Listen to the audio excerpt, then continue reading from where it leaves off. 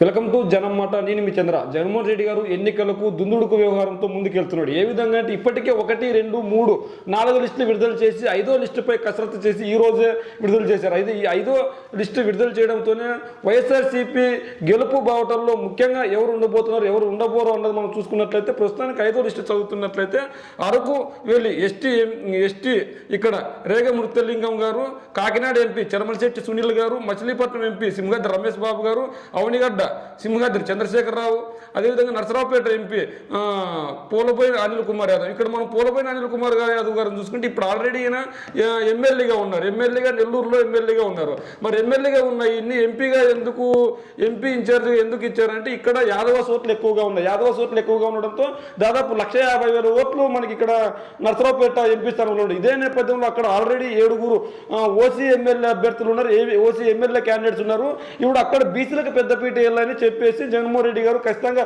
OC MP స్థానాన్ని జగన్మోహన్ రెడ్డి గారు అనిల్కి కేటాయించడం జరిగింది. ఇదే నేపథ్యంలో అనిల్ కుమార్ గారికి కనుక ఈ నరసరావుపేట ఎంపీ కనుక ఇప్పుడు పోటీలో ఉన్నారు కాబట్టి ఖచ్చితంగా టీడీపీ గెలుపు చాలా అసాధ్యం అని చెప్పాలి. ఎందుకంటే అనిల్ కుమార్ యాదవ్ గారికి ఖచ్చితంగా నెల్లూరు జిల్లాలోనే కాదు రాష్ట్ర వ్యాప్తంగా పేరుంది, ఒక ఫైర్ బ్రాండ్ ఈయన. అదిగాక యాదవ సామాజిక వర్గం ఓట్లలో ఈయన ఒక లీడర్, ఒక లెజెండ్గా ఉన్నారు. ఇదే నేపథ్యంలో ఇప్పుడు ఈయనకి ఎంపీ టికెట్ నరసరావుపేట కేటాయించడంతో ఖచ్చితంగా టీడీపీ పైన 100% గెలిచే సీటుగా మనం చెప్పుకోవచ్చు. ఎందుకు 100% గెలిచే సీట్ అని చెప్పుకుంటున్నామంటే ఇక్కడ ఆల్రెడీ 7 ఎమ్మెల్యేలు వైసీపీ ఎమ్మెల్యేలు ఉన్నారు. 7 కూడా ఎమ్మెల్యే అభ్యర్థులు కూడా ఓసీ అభ్యర్థులు అక్కడ స్థానికంగా రెడ్డి సామాజిక వర్గం ఓట్లు ఎక్కువగా ఉంది. ఇదే నేపథ్యంలో రెడ్డి సామాజిక వర్గం ప్లస్ బీసీ సామాజిక వర్గం కనుక కలిస్తేనా గెలుపు ఈజీ అవుతుందని చెప్పేసి అనిల్ కుమార్ యాదవ్ గారికి ఇచ్చారు. ఇదే నేపథ్యంలో ఇక్కడ సత్యవేడు ఎస్సీ వచ్చి నూక్తోటి రాజేష్ గారికి ఇచ్చారు. తిరుపతి ఎస్సీ ఎంపీ మధ్యలో గురుమూర్తి గారికి ఇచ్చారు. ఈయనకి ఇక్కడ తప్పించి ఆల్రెడీ వేరే చోట ఎమ్మెల్యేగా కేటాయించారు. అయితే ఇప్పుడు స్థానికంగా ఉన్న ఎంపీని మళ్ళీ కేటాయించారు అంటే ఖచ్చితంగా స్థానిక నేతలు స్థానిక రాజకీయాల గురించి అవగాహన ఉంటే ఆయనైతేనే కరెక్ట్ అని భావించింటారు. అయితే గురుమూర్తి గారిపై ఎటువంటి వ్యతిరేకత లేదు. అయితే అక్కడ మార్చడానికి రీజన్ ఏంటంటే ఆల్రెడీ వేరే వాళ్ళు ఇంకా పోటీలో ఉన్నారు కాబట్టి వాళ్ళకు కూడా అవకాశాలు ఇవ్వాలని చెప్పేసి వేరే వాళ్ళకి అవకాశం ఇచ్చారు. అయితే అనివార్య కారణాల వల్ల ఆయన తప్పుకోవడంతో ఖచ్చితంగా గురుమూర్తి గారు అయితే బాగుంటుంది, గురుమూర్తి గారి పేరు అక్కడ ఉన్న స్థానిక ఎమ్మెల్యేలు కావచ్చు లేదంటే మంత్రులు కావచ్చు అక్కడ సూచించడంతో మళ్ళీ గురుమూర్తి గారు రంగంలోకి దిగుతున్నారు.